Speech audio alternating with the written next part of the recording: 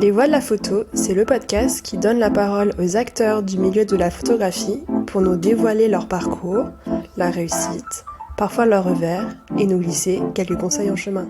Bonjour à toutes et à tous, je suis Marine Lefort et vous écoutez Les Voix de la photo. Donc cet épisode sera normalement mis en ligne la semaine de Paris Photo et je suis ravie de donner les paroles à un collectionneur durant la semaine du marché de l'art à Paris. Aujourd'hui, je suis avec Éric Rémy. Donc bonjour Éric. Bonjour. Depuis quelques années, vous gérez le fonds photographique de votre mari, Christian Boucret. Pour commencer, pourriez-vous revenir sur votre parcours professionnel ainsi que les rencontres que vous avez faites qui vous ont amené à gérer ce fonds photographique et puis nous expliquer qui était Christian Boucret. Alors il était historien et collectionneur, mais est-ce que vous pourriez nous expliquer en quoi il a été important dans l'histoire de la photographie? Alors effectivement, au départ, j'étais pas du tout dans le secteur de la photographie, et c'est la rencontre avec Christian quand j'avais une vingtaine d'années, qui allait ouvrir sa galerie. Lui, il était déjà dans la photographie depuis, on va dire une dizaine ou une quinzaine d'années. Et c'est par sa rencontre que j'ai fréquenté les galeries, que j'ai vu comment il travaillait sur la photographie. En fait, Christian était une des personnes qui travaillait sur la redécouverte des photographes de l'entre-deux-guerres en France, une photographie qui était où l'histoire est en train de se redécouvrir. Il avait d'abord travaillé un petit peu en Allemagne, où il avait fait ses études, et de retour en France, il avait décidé dans un premier temps d'ouvrir une galerie de manière qui n'a pas duré très longtemps, puisque les modèles économiques à l'époque étaient, avec la photographie, là c'était vraiment au tout début des années 80, c'était un peu compliqué. Et donc il avait repris le chemin du professeur d'allemand, et en même temps continuait ses recherches en fait sur la photographie. Et quand on s'est rencontrés, en fait c'est au moment où il quittait le professorat pour ouvrir une galerie avec Marie-Claude Lebon, et pour montrer la photographie de cette période-là, de l'entre-deux-guerres, et aussi en fait la production et la réflexion des photographes allemands, que ce soit, donc on parle d'une époque où le mur de Berlin n'était pas encore tombé, donc photographie soit en RDA ou en RFA, puisqu'il était germanophone. Et voilà. Et donc au moment où il ouvre cette galerie-là, donc moi je fais sa connaissance et je vais découvrir avec lui, à travers lui, une photographie que je connaissais pas, parce que moi j'ai une formation d'architecture intérieure à l'école Boulle, sensibilisé à l'image et à l'histoire de l'art, mais plus orienté vraiment sur le design, le mobilier. C'est ces domaines-là. Et la photographie, je l'avoue, pour moi, était un domaine totalement inconnu. Et est-ce que dans votre entourage, il y avait des collectionneurs ou des personnes qui avaient un intérêt pour la photographie, le design, ou vous étiez dans une famille? Non, pas du tout. Pas spécialement, en fait, vraiment très très loin de toutes ces préoccupations. Là c'est vraiment on ne sait pas pourquoi, mais j'ai toujours eu un goût pour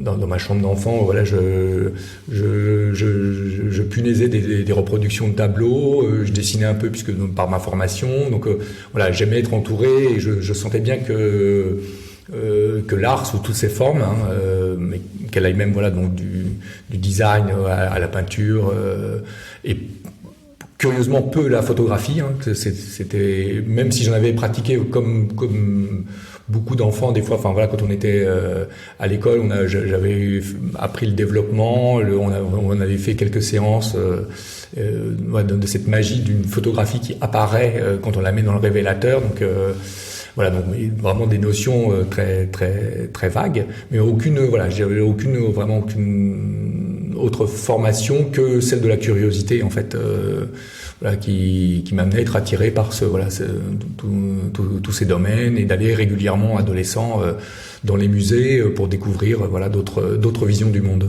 Et vous étiez dans une agence quand vous avez rencontré? Alors quand j'ai rencontré Christian, oui, moi je travaillais dans une agence de communication.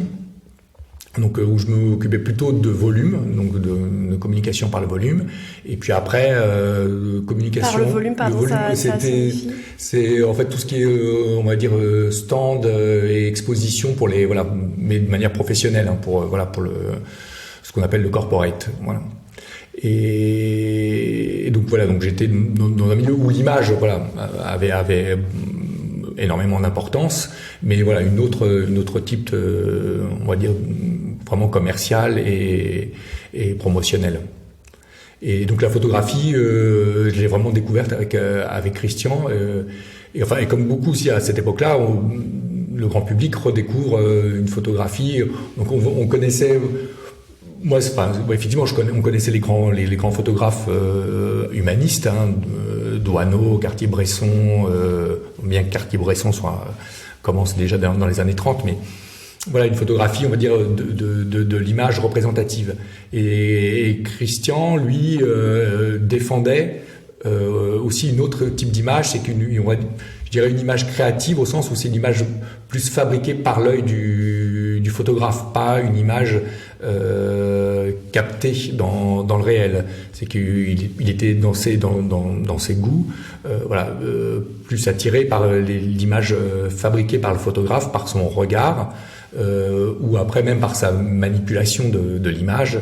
Voilà. Et donc en fait moi ça c'est un champ que j'ai découvert parce qu'effectivement la photographie voilà, de l'instant décisif, c'est quelque chose qu'on connaissait. Par contre, cette photographie plus expérimentale, elle était vraiment pour moi inconnue. Et il a fallu un moment du temps pour se détacher, parce que la photographie étant censée, par essence, au départ, être une représentation du réel, tel le grand public et tel que moi je la connaissais à l'époque, j'ignorais toutes ses possibilités et tout le champ créatif en fait qui avait déjà été exploré et puis qui continue aujourd'hui encore à se développer.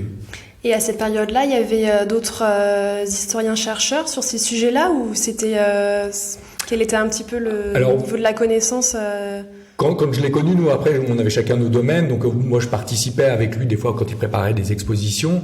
Mais c'est plus dans la deuxième partie, au moment où il est tombé malade. Et donc là où j'ai commencé à l'aider beaucoup plus dans un peu dans son activité, et où j'ai un peu pris les choses en main, parce que voilà, c'était très compliqué pour lui. C'est là où j'ai découvert effectivement un monde que je connaissais pas, et rencontré effectivement les différents conservateurs du Centre Pompidou, du Jeu de Paume,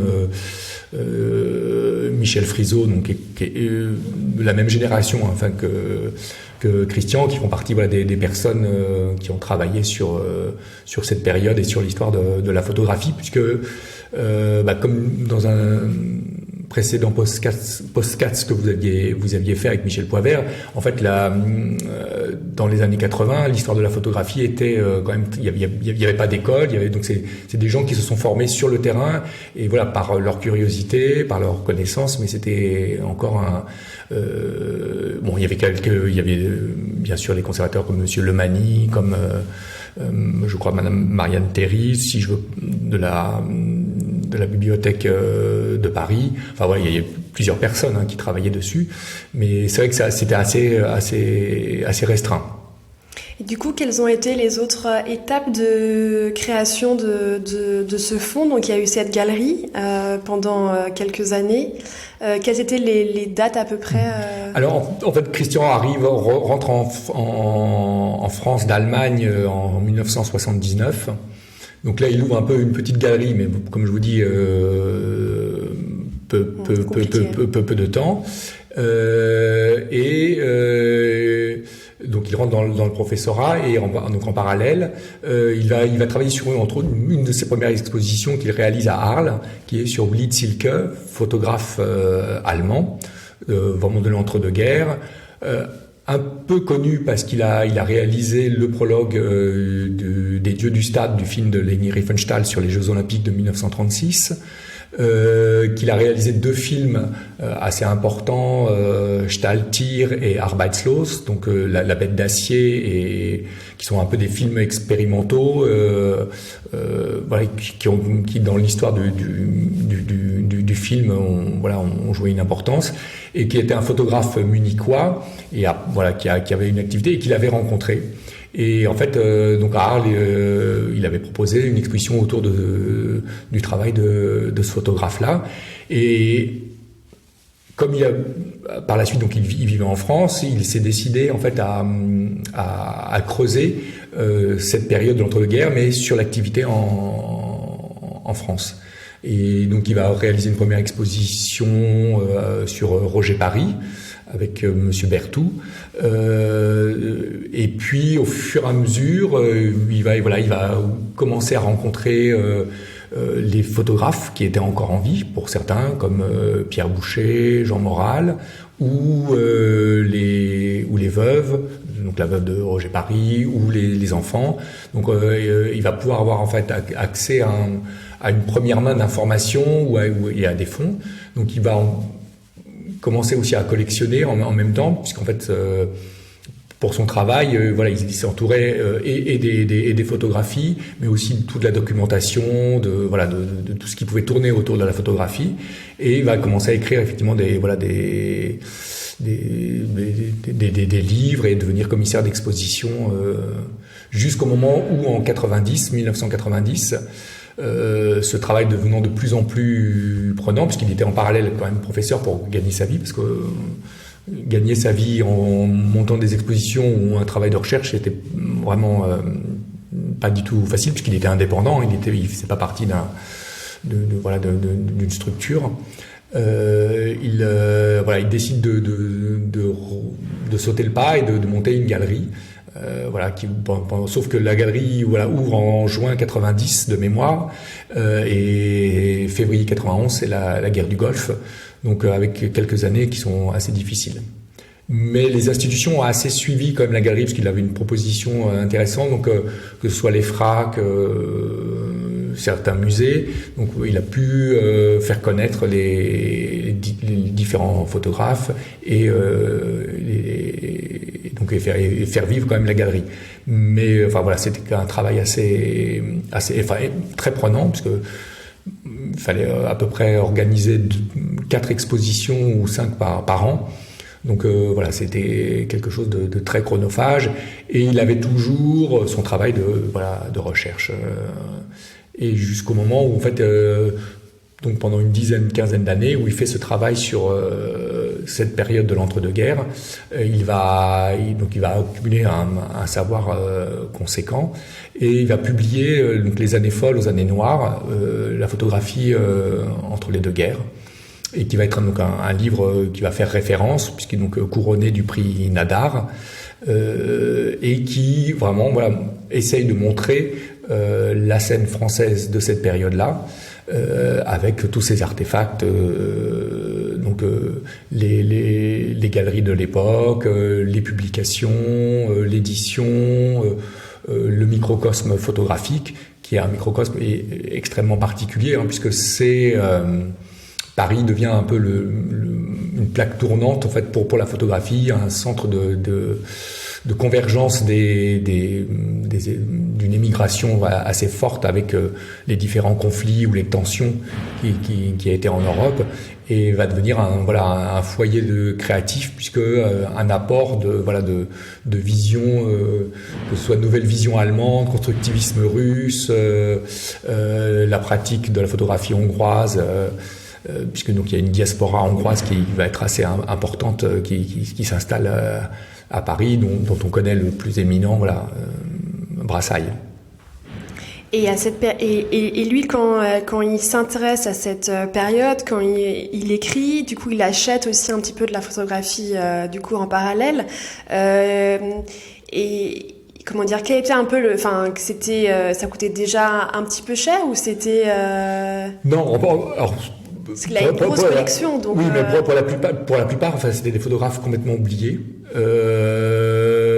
Il a même sauvé, des ensembles, parce que les gens s'en débarrassaient parfois, parce qu'ils savaient pas quoi faire, et content de trouver quelqu'un qui allait pouvoir s'occuper et faire quelque chose avec ce matériel-là. Il n'y avait pas du tout le marché qu'on peut connaître aujourd'hui était vraiment naissant. Alors moi, j'étais pas dedans, mais c'est l'impression que j'en ai, peut-être qu'on pourrait me contredire, mais autant la photographie du 19e avait déjà sur cette période-là une notoriété, mais sur ces photographes-là, c'était...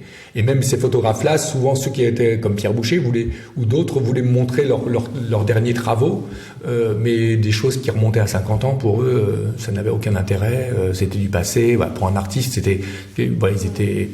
Et donc lui s'intéressait plutôt à cette période-là. Donc effectivement, il a pu acquérir. Et puis il y avait des choses au marché, des vieux papiers, des fois des ensembles. Enfin aussi, il y avait les enchères qui commençaient. Hein, il y avait quand même des choses, mais comme souvent c'était sur des photographes que les gens ne connaissaient pas, n'étaient pas connus. Voilà, donc.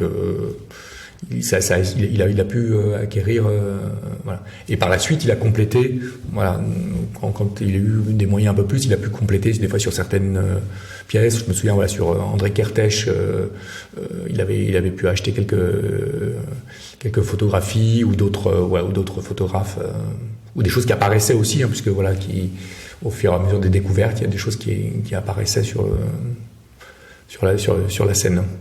Et du coup, vous m'aviez dit que c'était pas que un seul fond, en fait, c'était plutôt plusieurs fonds, parce que en termes de support, il y avait de la documentation, des revues, des dossiers de recherche, des livres, enfin voilà, et qu'il y avait aussi d'autres périodes qui avaient aussi été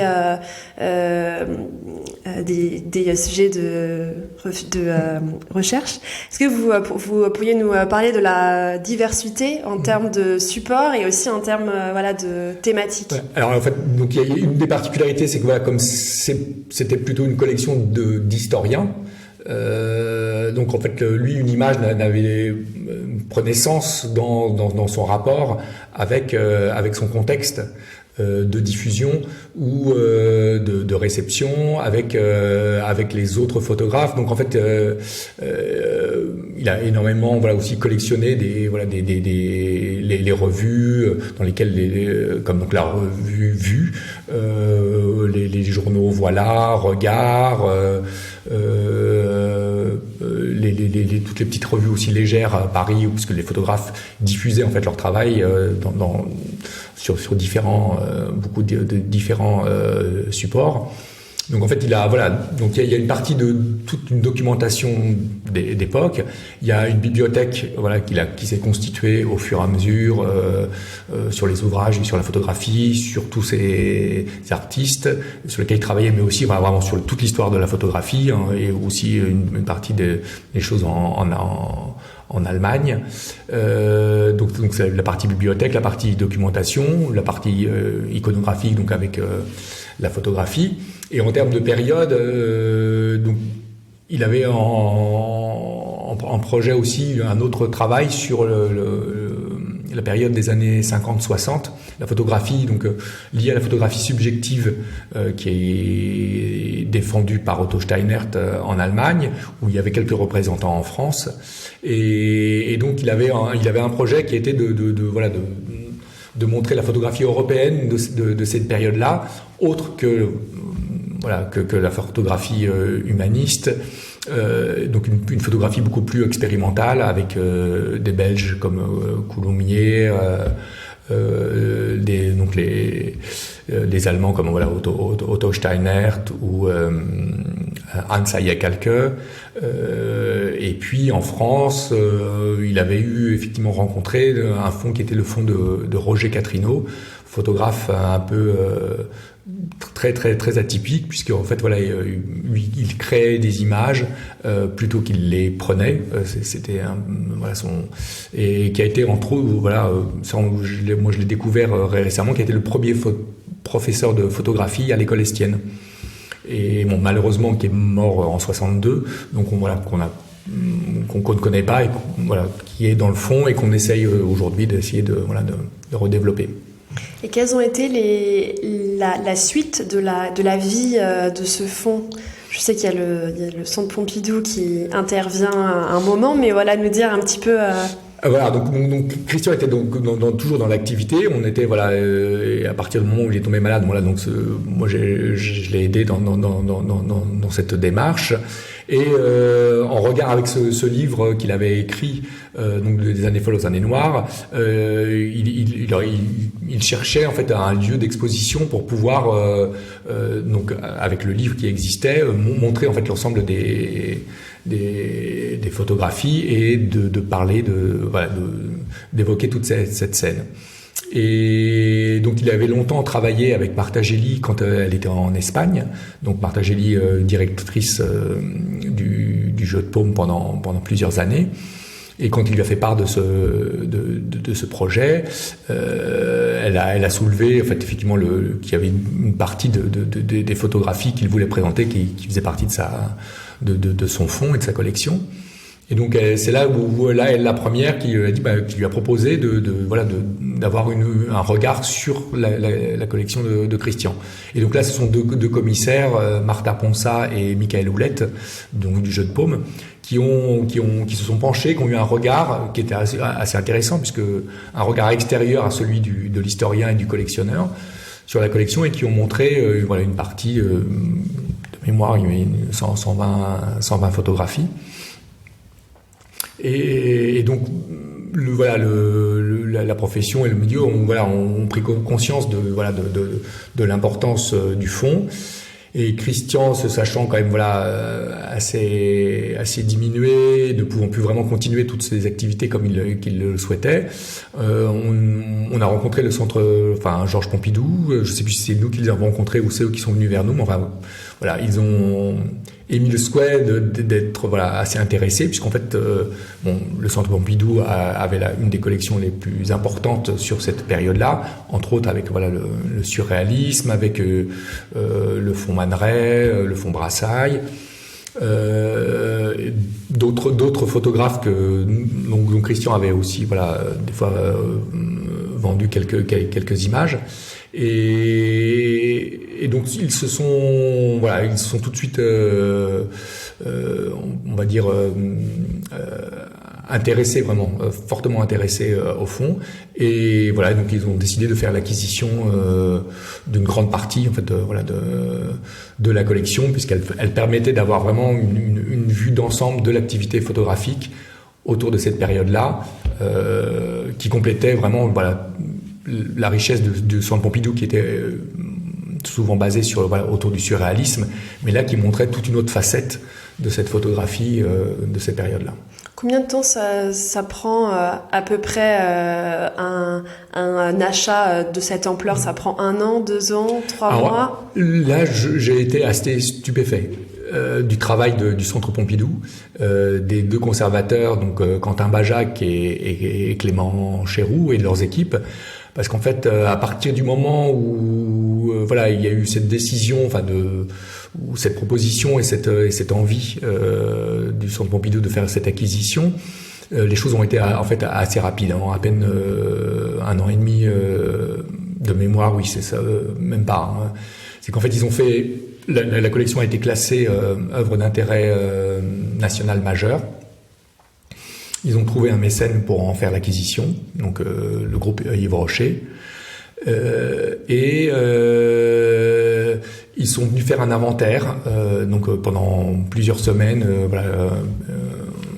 Mais ça a été assez rapide.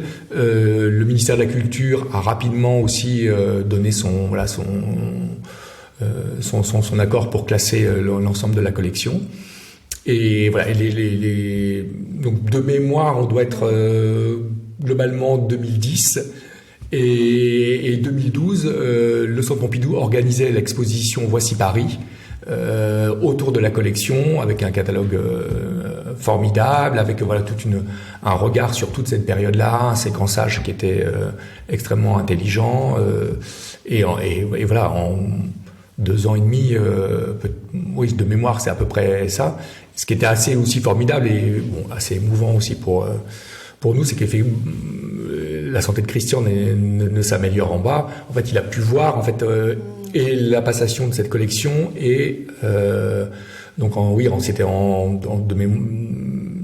je crois que c'est novembre 2012, voilà, assisté à la rétrospective de cette période de la photographie, voilà, et il est décédé malheureusement, voilà, un an après. Donc là, la rapidité des institutions a été voilà, assez étonnante. Et comment se sont passés pour vous parce que jusqu'à présent, c'était, j'imagine, la collection de Christian, c'était peut-être plus lui qui parlait des œuvres de son fonds, et du coup, vous étiez avec lui sur la fin, mais c'était peut-être son nom qui était plus visible. Comment s'est passé vous, votre légitimité à prendre la parole avec des institutions? Voilà, j'imagine que c'est pas si simple. Vous aviez pas de formation d'historien, donc vous aviez quand même beaucoup gravité dans ce cercle. Mais voilà, comment se sont passés vous même encore aujourd'hui, voilà, comment parce que le projecteur est plutôt mis sur le nom de votre mari, mais là c'est vous, donc c'est vrai que c'est. Alors là, la légitimité, elle se pose entièrement. Moi, je suis absolument pas historien. J'ai des connaissances, voilà, acquises sur le terrain, transmises, voilà, par notre relation, par nos échanges, par tout ce qu'il pouvait m'expliquer, par le nombre d'expositions auxquelles je l'accompagnais, ou voilà. Donc, j'ai éduqué mon œil, j'ai appris énormément. Mais au début, effectivement, c'était son domaine. Voilà, donc je participais, on échangeait, mais voilà, c'était. Mais à partir du moment, voilà, où il est tombé malade, moi, il a fallu que je m'investisse plus. J'ai commencé en fait à créer une base de données, à rentrer dans de plus en plus dans les images, dans l'histoire des photographes, à développer mes connaissances pour pouvoir mieux l'accompagner. Et puis voilà. Puis après est arrivé le moment où voilà de son départ. Et donc voilà. Bon, après pendant une bonne année, je n'ai absolument pas touché aux photographies. Voilà, les choses sont restées. C'était pour moi absolument très difficile. Il y avait cette notion de légitimité dont vous parliez, qui était pour moi. Enfin voilà, Et puis à la réflexion, voilà, ça faisait à peu près, quand il est décédé, ça faisait à peu près, que je dise pas de bêtises, 9 ans. Voilà que j'étais rentré dans la photographie de manière un peu vraiment plus conséquente, que les gens que je connaissais de plus en plus étaient des personnes dans ce domaine. Et donc et puis il y avait encore voilà beaucoup de choses à faire, beaucoup de photographies à faire vivre. Et donc voilà, tout doucement, voilà, ça a été vraiment de manière progressive. Et puis il y avait eu des sollicitations aussi des fois de chercheurs, d'étudiants, de conservateurs pour des projets où ils cherchaient voilà des photographies ou sur un auteur. Et voilà, donc j'ai ouvert le fonds et les archives et les recherches de Christian. Voilà, quand il y a eu des expositions sur ces différents auteurs. Bon, là dernièrement, par exemple, voilà, sur Painlevé, sur lequel il avait pas mal de choses, sur l'exposition qui est en ce moment à la maison Douaneau à Chantilly, pardon. Voilà, sur la photographe Ergilando, donc voilà, où il avait aussi sur laquelle il avait travaillé. Voilà, donc il y a toujours le Centre Pompidou vient, voilà, les chercheurs viennent régulièrement, voilà, des fois pour une documentation, un livre, ou voilà qu'ils n'ont pas, ou des fois on peut échanger, voilà, donc on continue de faire vivre voilà les différentes pans de la collection. Vous m'aviez dit que vous vendiez très très peu, que quand vous vendiez c'était plutôt pour valoriser et mettre en avant un photographe qui était méconnu, et que vous achetiez de temps en temps plutôt de la photographie contemporaine. Quel est votre lien avec le marché de la photographie? Alors il est on va dire, il est peut-être un peu ambigu, je ne sais pas si c'est le terme, mais effectivement,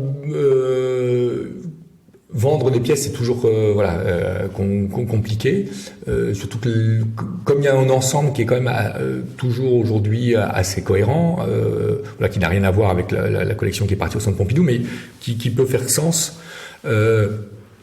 J'hésite un peu, donc je suis peu vendeur, plus sur certains fonds et entre autres j'évoquais sur les années 50 ce photographe Roger Catrino, où je travaille un peu avec une galerie, la galerie Les Douches, pour faire reconnaître ce travail de photographe que moi je trouve vraiment très intéressant, et puis aussi de continuer de faire reconnaître des fois quelques autres photographes de la nouvelle vision, comme quand on parle de Jean Moral, André Stenner, des photographes sur lesquels Christian avait travaillé, puisque c'est des photographes qui souvent ils n'ont pas toujours une actualité dans les expositions. Au niveau des collectionneurs, et ne sont pas non plus ils sont connus mais pas vraiment encore très reconnus, et donc c'est aussi dans cette optique-là des fois de pouvoir montrer d'autres travaux photographiques. Et par rapport au futur du fonds, quels sont un petit peu les projets que vous avez? Est-ce qu'il y a des structures qui vous inspirent, des personnes qui fonctionnent d'une certaine façon, qui vous inspirent dans les projets? Quel est un petit peu l'avenir là que vous apercevez? Alors, je ne veux pas dire que j'aperçois quoi que ce soit. Je suis en réflexion sur éventuellement mettre en place un lieu en travaillant avec une collectivité locale dans l'ouest de la France, où on avait une maison qui est un lieu qui est la ville de Mel, qui est juste à côté de Niort, et où on réfléchit éventuellement pour faire un dépôt de l'ensemble du fonds et pour pouvoir rendre accessible cette photographie moins connue. Moi, je fais un peu le constat, alors peut-être que je me trompe, mais qu'il y a beaucoup de centres pour la photographie contemporaine, beaucoup de choses en historique, c'est plus compliqué. Et surtout de voir vraiment des tirages d'époque, en fait, il y a des fois des expositions, souvent c'est des retirages ou des tirages modernes. C'est vrai que les conditions pour montrer de la photographie sont parfois compliquées, et les établissements ou les lieux ne répondent pas toujours à des normes extrêmement ce que réclame la photographie. Mais moi j'aimerais bien pouvoir rendre visible et montrer surtout à des plus jeunes générations qui ont un contact aujourd'hui avec l'image et la photographie, justement qui est plutôt une image et pas de la photographie. Parce qu'en fait, quand même, une des particularités, c'est que on a un rapport haptique à la photographie. C'est-à-dire que c'est une matérialité, c'est une qualité de tirage, c'est des papiers qui aujourd'hui n'existent plus. Donc c'est des grilles. Donc la photographie, c'est une image plus son support. Et donc cette notion, c'est comme une peinture, quand on la voit au musée sur la toile, et sa reproduction, c'est pas du tout la même chose. En photographie, c'est pour moi la même chose. Donc donc j'aimerais pouvoir que cet ensemble reste cohérent, et peut-être le mettre en dépôt et pouvoir organiser autour de ça pour monter des expositions thématiques et autour de la collection, de faire venir d'autres partenaires aussi, d'essayer de faire quelque chose de vivant, et puis m'aider peut-être aussi, parce que être seul à gérer, c'est aussi pas toujours facile. Cette structure, ce serait vous, vous voulez rester directeur, ou en tout cas ou alors ce serait plutôt pour vous concentrer sur d'autres choses? Non, pas forcément. Il est évident que, sur une partie, je pourrais être un passeur, en fait. dans les débuts, mais pas forcément pour en être. Je trouve toujours intéressant qu'il y ait un regard extérieur et d'inviter justement. Enfin, l'idée de ce lieu-là, ce serait aussi peut-être d'inviter de jeunes chercheurs et qu'ils aient un regard extérieur, un autre regard, parce qu'on moi, je le vois bien en me plongeant dans la photographie. À un moment donné, des fois, on redécouvre autre chose, une photo qu'on n'avait pas, qu'on regarde différemment, qu'on remet en regard avec d'autres photographies ou avec un courant ou avec. Et donc, en fait, c'est quelque chose d'extrêmement vivant. Hein. C'est vraiment pas du tout quelque chose de figé. Et donc voilà. Faire appel aussi à d'autres personnes spécialistes avec d'autres horizons, une autre manière de regarder. Non, faudrait que ce soit quelque chose dans cette dynamique-là. Faire travailler aussi, je pense vraiment les scolaires, puisque l'endroit auquel je pensais, la Mel, il y a des écoles, avec une école de cinéma, et donc ils travaillent aussi autour de l'image. Donc ça peut être voilà. Mais bon, ça reste vraiment pour l'instant des pistes, des évocations et des rien de vraiment du tout de. non, mais de toute façon, je pense qu'un fond comme ça, c'est vraiment du temps long. C'est c'est bien d'avoir un objet, d'avoir peut-être pas un objectif, mais d'avoir en tout cas une vision. Et puis peut-être qu'il y aura d'autres rencontres. Qui sont tout à fait. Souvent, tout à fait. C'est ça. C'est en fait, moi, je crois beaucoup. C'est bien, comme vous dites, de se fixer une direction, mais pas forcément un but, parce la vie, m'a appris que les choses pouvaient être des fois pleines de surprises. Donc on se laisse aussi, c'est les portes ouvertes, et c'est au gré des rencontres, des opportunités, des échanges, des partages. Donc pour l'instant, les choses sont ouvertes et je fais confiance au futur. J'ai une question qui me vient, c'est il y a peut-être des collectionneurs qui écoutent ce podcast ou des personnes qui ont un fonds de photographie avec des livres, des archives et qui se posent des questions. Est-ce que vous auriez des conseils ou alors quelque chose que vous avez fait ou que faisait Christian et qui aujourd'hui a du sens? Est-ce que vous auriez Ça, c'est délicat parce qu'en fait, les problématiques, elles sont à chaque fois très personnelles et très particulières à chacun. Que ce soit des enfants ou des concubins ou des époux ou femmes qui héritent du travail de leur mari ou de leur père ou de leur mère, que ce soit après, c'est souvent après c'est une collection particulière d'un collectionneur. Souvent son devenir, c'est une vente aux enchères, une sorte de redistribution et de nouveaux voyages pour ces photographies. Vraiment, je pense que c'est parti. Par contre, c'est compliqué. C'est vrai qu'il n'y a pas on ne sait pas toujours à qui s'adresser, comment fonctionner. Il y a la dimension émotionnelle qui est aussi souvent liée à cette collection ou à ces fonds. Donc et puis il faut l'énergie, il faut ce qu'on disait, quand même du temps, des fois de l'espace, parce qu'en fait des fois ça prend aussi de la place. Donc il y a différentes institutions. Moi, j'ai commencé un petit peu à regarder, effectivement, en pensant je crois que donc c'est l'IMEC qui est sur l'histoire, qui est un fonds. Il y a le nouveau lieu là dans le nord de la France qui a ouvert. Il y a des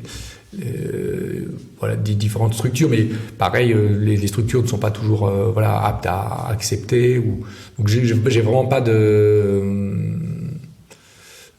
non, ça reste une question avec peu de réponses pour l'instant. De combien de tirages Aujourd'hui, environ 2000 à peu près, je pense, 2500 tirages.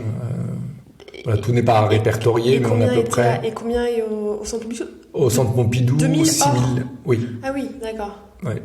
L'acquisition du Centre Pompidou est même un peu plus de 6 000, je crois. J'ai plus les chiffres en tête, mais on était sur... voilà, qui correspondait à des fois à des parties de fond ou de photographes voilà, assez conséquents, hein, et avec plus de 80 ou 90 photographes différents, voilà, sur cette période de l'entre-deux-guerres. Là, dans la collection aujourd'hui, il y a aussi des photographes, les choses qu'on a moins abordées, qui étaient les photographes des années 90, et voilà, et essentiellement la scène, on va dire, créative allemande, que Christian défendait, comme voilà, Dieter Appelt, Gerd Bonfert, voilà, de photographies voilà, qu'il avait montré en galerie et qu'il avait aussi, voilà, pour certains, collectionné. Super. Merci beaucoup. Merci Eric pour ce moment, pour tous ces conseils, de nous avoir ouvert les portes de votre collection. Écoutez, merci à vous aussi. Au revoir. Au revoir. Merci d'avoir écouté Les Voix de la photo. Pour faire connaître le podcast à plus de monde, je vous invite à laisser votre avis et 5 étoiles sur Apple Podcast. Si vous voulez en savoir plus, suivez-moi sur les réseaux sociaux, sur Instagram, LinkedIn et Facebook.